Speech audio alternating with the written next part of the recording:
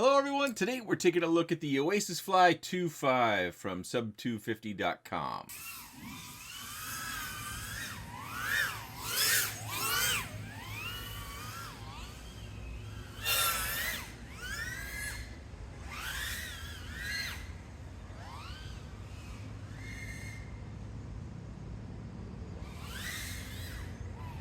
The flight controller is the Red Fox A3 at 35 amp all-in-one.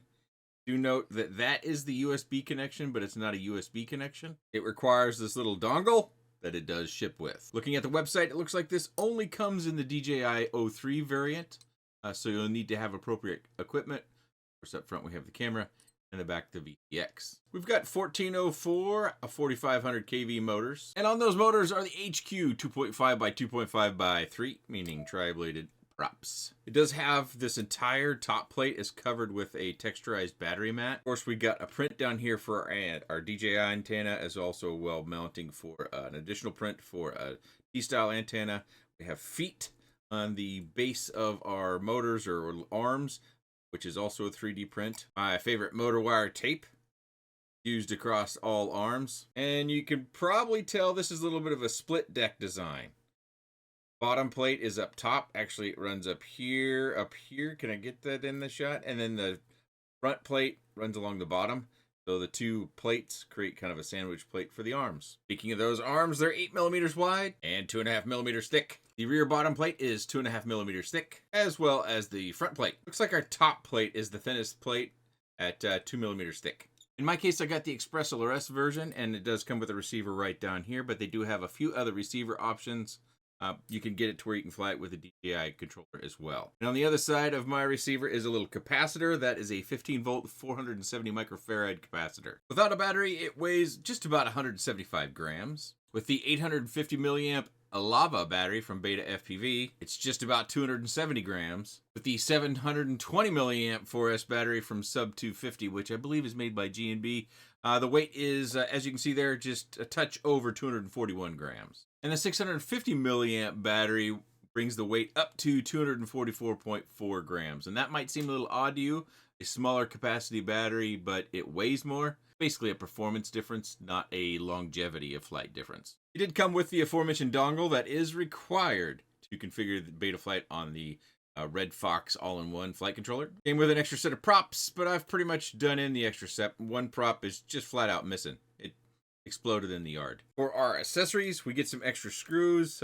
These are super long ones, and medium-sized ones. We get 2 extra standoffs, which they include in here. A couple extra prop screws and a hex key to drive them all in. Also get 2 of these extra prints. They go right in here, but you'll note that these only have 1 hole. So if you wanted to use 2 holes, you need to stick with the stock. Got a 3D print mount that would go right up front here, so you can run, I would say you need to run a naked or light GoPro if that's what, I wouldn't go full-size GoPro, but you can, possible. I believe this mount would go out back to hold your T-style antenna. I think it would go somewhere in this area, something like that. And we also got 2 sheets of stickers. Okay, so our weather data, this was actually just yesterday, as I'm recording this right before we go on vacation, and I am calling this kind of a short look, quick look, something like that, because as I mentioned, kids are going back to school pretty soon. You know, summer's kind of winding down, so we're going to head out of town for a little family vacation.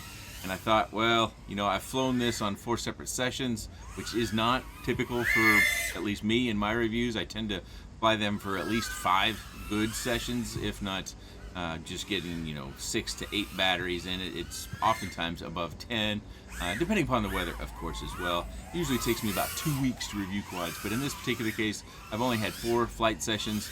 2 of them weren't necessarily as long as they might be otherwise. One of them I was at lunch, and I got called back to work because something happened, you know, they needed. And so that flight session was cut short, and then the other one was cut short because it was just so hot sitting out there in the business clothes. Woo! 97 degrees. I was starting to tell you the weather data. 97 degrees, 14 miles an hour in the winds. You really can't feel the winds all that much. Something that I am just in this flight, and you can probably tell it a little bit, just starting to get used to the weight of the quad, the thrust kind of a feel to the quad. I'm really just starting to get my feet underneath me with this.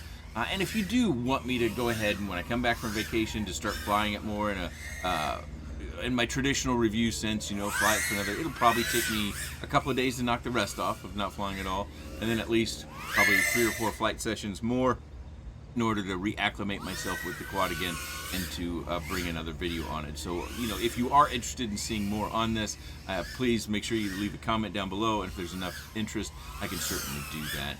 But I think even with the shortened time I've had with it, you know, we're looking at least, if you don't count the slow flights, it's got to be at least 12 flights on it. The slower flights where I did the battery testing, and I didn't do as much battery testing as I normally do, though the flight times that I'll be reporting are going to be a little bit more of a limited average as far as the slow flights go. I didn't spend a lot of time trying to maximize our slow flights. When we do get to that, beware that the battery strap is only 150 millimeters, and so when you put an 850 on there, not much of the Velcro of the strap is actually holding the battery on. So I did not use the 850 in more aggressive flight because I was pretty certain I was going to have a battery ejection, and I didn't want that to occur. So I stuck with the 650, which is one I've got a lot of, and I like how they perform. They tend to have a little bit more, they hold their voltage a little bit longer through those throttle punches where you need a little bit extra performance, whereas the 720s aren't going to continue to have the same sort of discharge rate throughout the course of the battery. So you'll definitely feel the 720, and if you do a throttle punch, you know, second half of the battery, you'll notice a difference. I did go over my limits a little bit. Let's say 3 minutes on the flight time instead of 304 or 305, as I am just a touch under 3.5 volts per bell.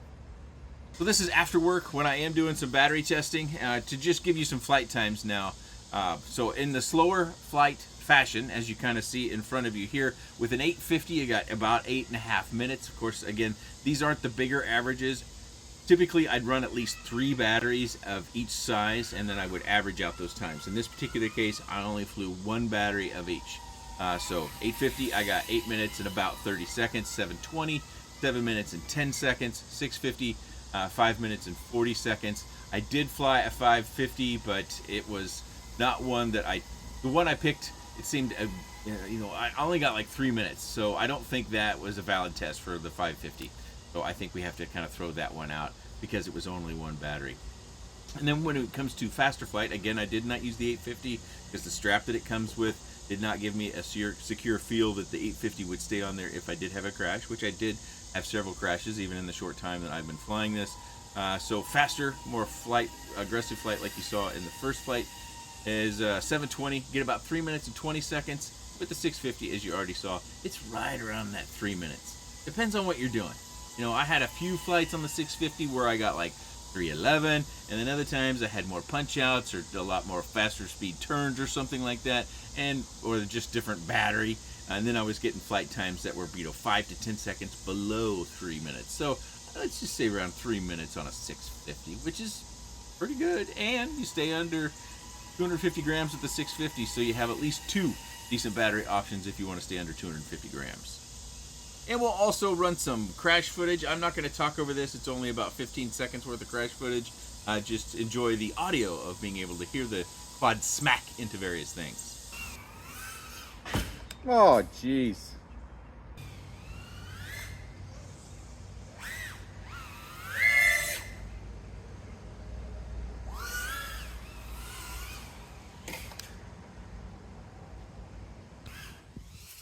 Oh.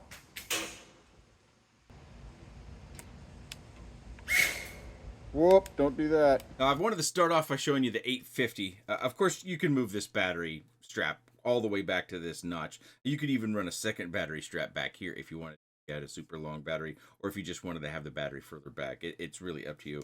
But this is where I've currently got it, because I wanted to show you that hopefully you can tell that there's only about, oh, geez, I would say not even as wide as my index finger here, amount of Velcro holding this 850 on. You know, for slow flight, when you can be relatively assured that you're not going to crash abruptly and, you know, have a battery ejection, that's fine, I guess. I'd still prefer more. But for faster flight, where I know it's, you know, probably about 50-50, I'll have a crash. I'm not going to risk losing the battery, as well as the potential that it would end up in somebody else's yard and then one of their family pets chew on. or anything like that. So I did not run this battery faster in my normal or my traditional sort of style. You could use the 850. I did not test this one at all. So, but I just wanted to show you in case you were interested. If you wanted to run the 850, I would expect to get probably about 20 seconds less than I got with this. Just my hunch. But you can see that that strap works just fine for that 850. So it's these more performance-based batteries that are more square. They tend to hold their voltage for those large discharge periods of full throttle or hard turns. They tend to hold their voltage better, but they are heavier than their same capacity counterparts. These tend to do better through smoother flights. Something to note that I didn't do that I would have done, that I should have done actually, and I think manufacturers should do this, is say you've got a battery lead. It always has to come off the flight controller. Okay, fine, but let's secure this down. So if we get anything action that tugs on this, we're not pulling the pads off of the flight controller, because then you're definitely done, unless you can handle those repairs. Those repairs, my understanding, are iffy. I've never been successful. So we could use some zip ties, just kind of scrunch this down in here. You can see how we've got a little loop down in there, and then just zip tie it to this bar over here. You can see you probably want to turn the notch part of the zip tie in, so to make sure it doesn't get in your prop line. And then that will give you a fighting chance that, you know, if you have something terrible happen in a battery ejection, it doesn't come off. That's something I would do, and I would suggest that all manufacturers do this to some degree. I know it doesn't look pretty, but, you know, function over form, right? Maybe not in your marketing materials, but function over form. I thought this held together very well. Matter of fact, you probably noticed I got a hair right there. Which I've got two of my motors are kind of scuffed up because, as you can tell with these props, they break right at the hub. This one, it had some serious creases in it. That's why I took it off. There's a crease out here. There's a crease right here that I was trying to straighten those up. And then the other one just exploded. It wasn't even on the quad when I went to get the quad. But I wanted to show you that the motors got fairly scratched up. Oh yeah, I showed that in the quick spec. So we have some scratching here from hitting concrete, the brick facing. And we've got I bumped the camera, sorry. We've got a scratch across the 14 over here. That's all I'm seeing on that motor. Let's check another one here. I think that one's good. But we're also kind of get an arm inspection here because, you know, I did wang that fence post. That would have been on this side. I think I wanged it with just the motor. It could have been more up here, but really when it comes to the damage, I'm not seeing anything on a damage that would really surprise me, you know. Even with the scratching on the motors, that, I mean, no, you might not like it if it's looking pretty and nice, but I guess that proves that I hit it on something and scratched up the motors that was relatively hard. But as far as my crashes go, and again, that was a very brief crash reel. I only pulled the crashes out that were easy to find. If I could turtle mode and then fly away, I probably didn't pull that crash out. And, you know, not all those, I think there was only 4 crashes if I remember right. Not all those crashes were at high speed or anything. But I thought it held together well. Speaking of the construction, I mentioned it in the quick specs. We've got 2 plates. Our front plate is on the bottom, and then our back plate is on top. Hopefully you can kind of see that differentiated between these. And then we have our arms in here. So it looks like to me, change out an arm, we're going to have to take three screws out. These 3 right here on each side in order to replace the arm. Of course, you've got to unscrew the motor as well. So that's how, at least you have replaceable arms. You can see the split right down there. So I presume those aren't wishbones. It's possible. Can't quite see through here. It's possible these could be like a wishbone structure, but I just don't think so. Trying to see if I can. Yeah, I could feel them move ever so slightly if I give them the gas. So they're definitely independent. They're not wishbone. So if you're interested in something like this, you might want to pick up some extra arms if you're someone who tends to bash about. They seem very durable to me. Showed you all the carbon specs. Maybe they'll work out just fine. But, you have to know yourself. Are you a basher or you're not? I should highlight again that this doesn't come in any other flavor of video transmitter. This is only for the DJI video system, which is a little bit sad. But I get it, because there's obviously a lot of the design elements are specifically built around this size of equipment. It's not very universal. You might be asking about getting the frame. Pretty much with all quads, you can get the frame, a couple of weeks after the Find and Fly launches. So if you're looking for this particular frame from Sub 250 and you want to just buy the frame and then build it up however you like, look for the frame to become available on their website here in a couple of weeks. I'll put a link down in the video description to this quad, as well as the frame when I see it's published or available for purchase. One of the things that I liked about flying this was we haven't seen a whole lot in the 2.5-inch market, and when we have, it's had prop protection on it. So it was nice to get back to something that wasn't prop protected.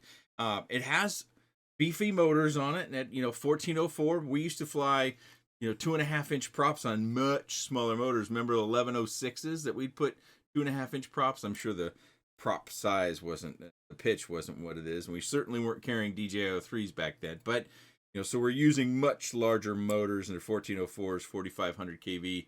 Good fun. Had good punch. I thought I was able to, in the course of flying the 650 batteries from those part. I think I did like 4 full punch outs, either directly above the chimney side of the tree or house or over the house, and then of course do all those kind of at speed turns and little punches getting over the tree, just kind of playing around over there. I thought the flight time was actually pretty good for running such a small battery. Of course, if you add the GoPro mount and a GoPro Lite on top, it's going to bring your flight time down because of weight. GoPro is also going to be probably powered by your flight battery, so that's going to be using some of the energy there, so bring your flight time down even more. Probably, I would say like a 15% hit, 10 or 15% hit on your flight time, depending upon why. But solid construction. I don't really have any complaints about anything other than the fact that it doesn't actually have a USB connection on the flight controller, and you must retain, and I may have already lost it. Where'd it go? See, this is the problem with those things. I cleaned up the desk ever so slightly, and now I can't find it. I did find it, but you're reliant on having this thing around.